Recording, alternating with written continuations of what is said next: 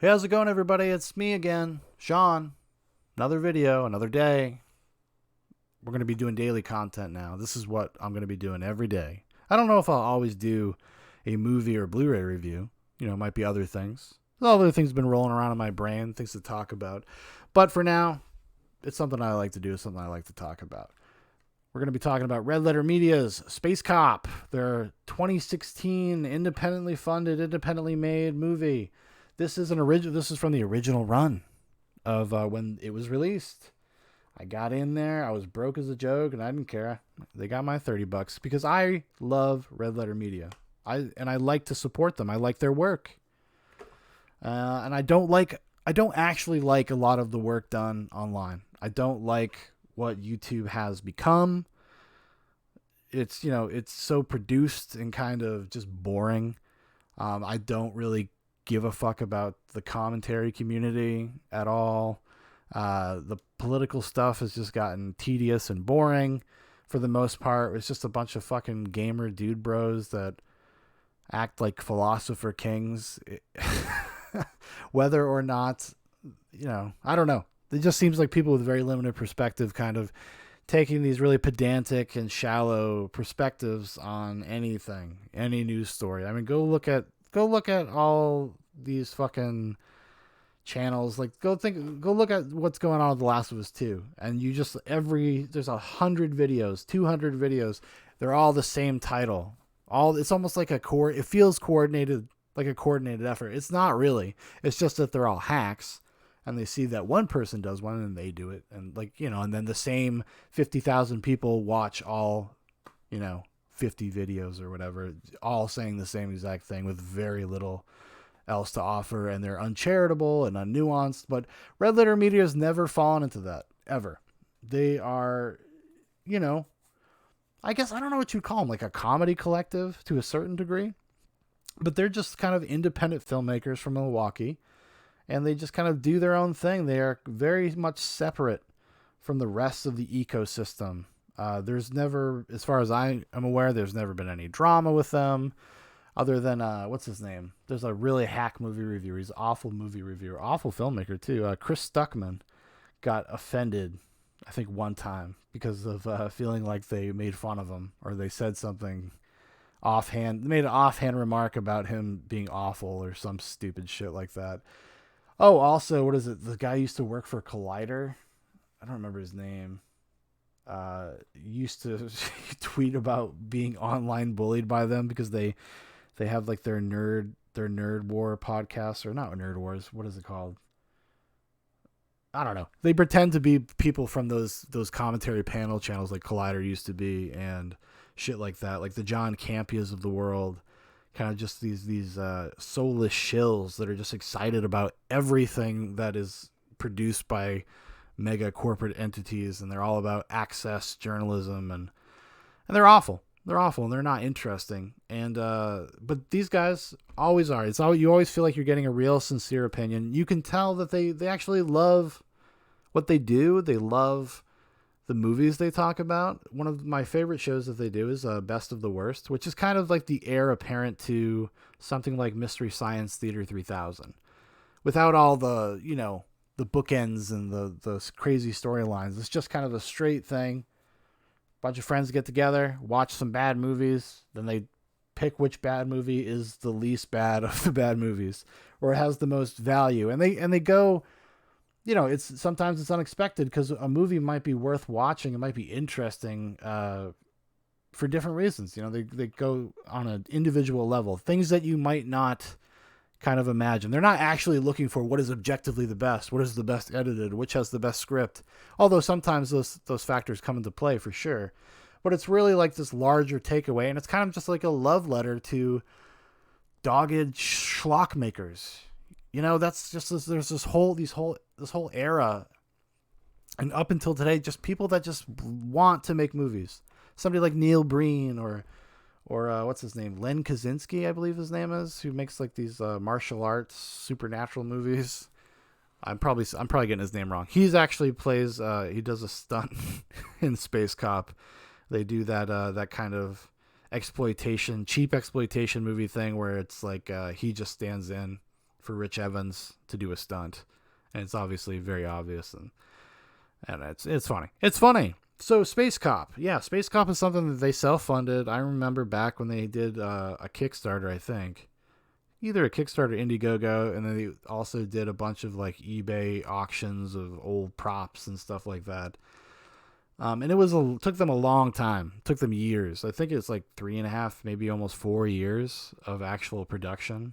On and off, obviously not consistently, but they just get a shot here, do a scene there, and it's reflected in the movie because Mike Stacklasa, one of the directors and writer of this, his weight fluctuates quite a bit during the during the production. And hey, man, I feel you. That ain't a slag. I ain't slagging you. But it is when you notice, and it's kind of gives it a cool edge. It makes it more special. Is this for everybody? Like, is this a comedy that you could just put on for anyone and they would be like, oh, this is hilarious? No, it's not. It's really not. Because it's not, whether they intended it to or not, it is one of the movies that they would talk about. Except that, kind of a spoof of it. But at the same time, it has to operate in the same way. So you're kind of in a situation where you're self-aware of what you're doing, but you're also having to do the things that you're being self-awarely commenting on, or the meta of it. And I watched it last night because it just got released on Amazon for rental and purchase digitally, which is kind of a big thing for them, I guess. That's I believe the first time any of their films. This is their second feature. They have another one called Feeding Frenzy, which is also very entertaining.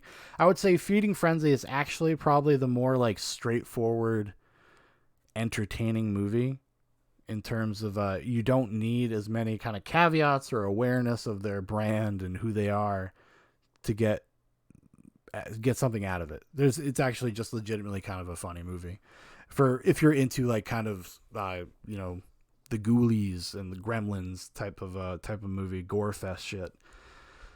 And yeah, so I watched this last night. It had been a while since I'd watched it. And I really enjoyed it. I really had a good time watching it. I was chuckling almost the entire way through. Because it's chock full. Every scene is chock full of just little in-jokes and little subtle things. I mean, Mike Stacklasa is really good at that. Just kind of seeding scenes with like these little winks and nods all over the place. And yeah, it's a special movie especially if you like Red Letter Media and you haven't seen Space Cop. I mean, I imagine people that are like me that are quote unquote super fans probably have seen Space Cop or own Space Cop already. I don't even know if you can get this Blu-ray anymore, honestly. I think it might only be available digitally. I mean, you could probably find a used one somewhere, maybe on eBay or something like that, but I don't believe they're in production making these anymore. But because it sold better than I think they anticipated, because they are not the biggest fans of this movie. They actually kind of know what it is. I think it was a real like labor of love / annoyance, the production of it. And to celebrate it being on Amazon, they actually released like a 30-minute kind of behind the scenes little mini documentary of some of the making of the movie. And it just kind of reinforces everything I said about why I enjoy it so much. I really like just watching kind of low budget DIY kind of movies just to see what people can accomplish. For a long time in my life, I wanted to be a filmmaker. I would be in the same position, that these guys are in financially anyways, in terms of access to money, probably less than them. And it's nice. It's cool just to see what can be accomplished kind of just yourself. If you have enough kind of creativity and, understanding that necessity is the mother of invention, and still kind of wanting to do these loftier things but finding a way to do it yourself without having to spend loads and loads of money. Everything that you see in Space Cop, you could probably go down to Lowe's and build yourself, which is cool. Very cool. Although it does have some kind of impressive special effects for what it is, relative to what it is. You got to be, let's not get crazy. But yeah, they're the best, man. They're the fucking best. I love Red Letter Media. I love Space Cop. Hot dogs. They just, I don't know what it is. I mean, they just feel like, it's so weird, like watching people, even from a distance, for this long, and you watch so much content of theirs, that you do get that weird, like, creepy fan thing where you're like, I feel like I know these guys. I feel like they're my buddies. You know, Best of the Worst comes out where I'm going to hang out with my friends. We're gonna bullshit about these crappy movies. It's something I love to do, you know. I don't know if I'd have as much patience as they do to do it as much as they do, but certainly something I do love to do. But Space Cop is a worthy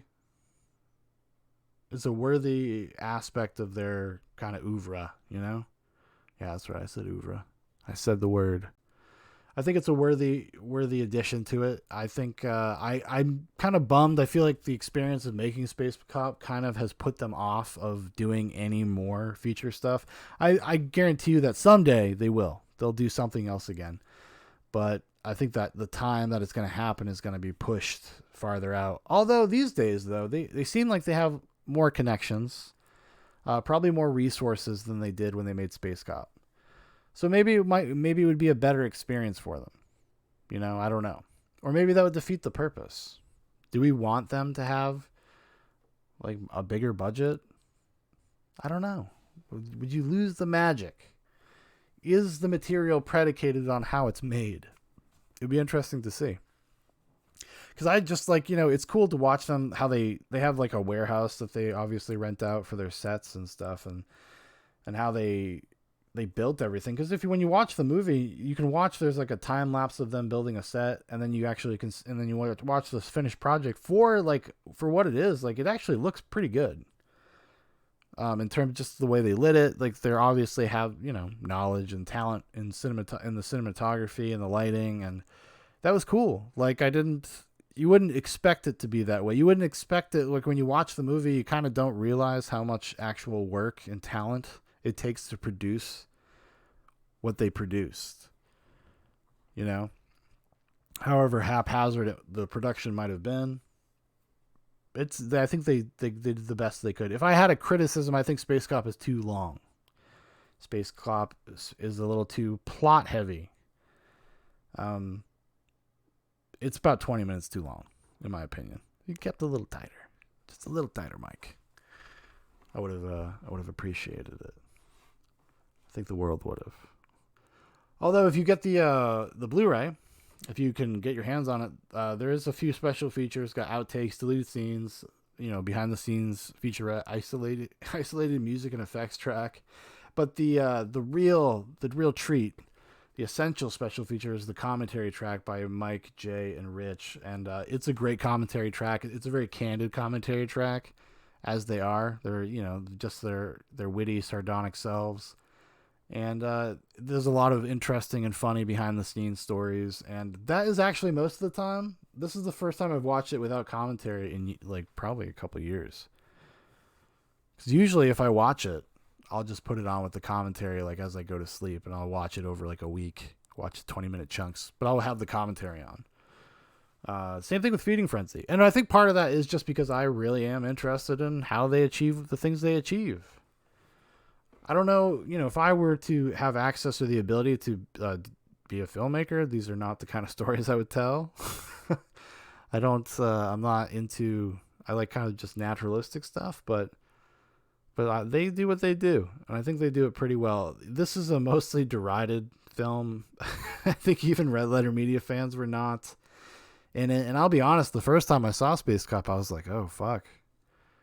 I don't know about this. And I think part of that is, you know, like I said, it's got some pacing problems. It's got some length issues. The plot gets really muddy at some point. It's just like there's one too many components to the plot, kind of unnecessarily, and it gets brought in the third act, and you're like, oh, why did we bother with this? We kind of already, we have the major thrust. Do we need this extra layer, this extra complication that kind of doesn't go anywhere? I don't know. But yeah, that's all I got to say about it. Listen, go watch Space Cop. Go on Amazon and give it a rent. Go give it a buy. I think it's $10 to buy, $5 to rent. Support independent art, independent filmmakers. And that's what these guys are at the end of the day. You know, this is how I support them, is I buy their stuff whenever it comes out. I think I have all their DVDs that they have out. I have them all. I even got one signed. Pretty exciting stuff. So yeah, that's gonna do it for me. Video for the day done. Space Cop. Go give it a try. If you're at all into bad, goofy movies, Space Cop is totally worth checking out. It might not be something if you're into like just like the average studio comedies. Probably not for you. But if you're at all internet savvy, and if you're a Red Letter Media fan and somehow this one has passed you by, say give it a shot. Give it a shot. I think you'll have enough fun. Enough fun. Okay. Thanks for watching, everybody. I'll talk to you tomorrow.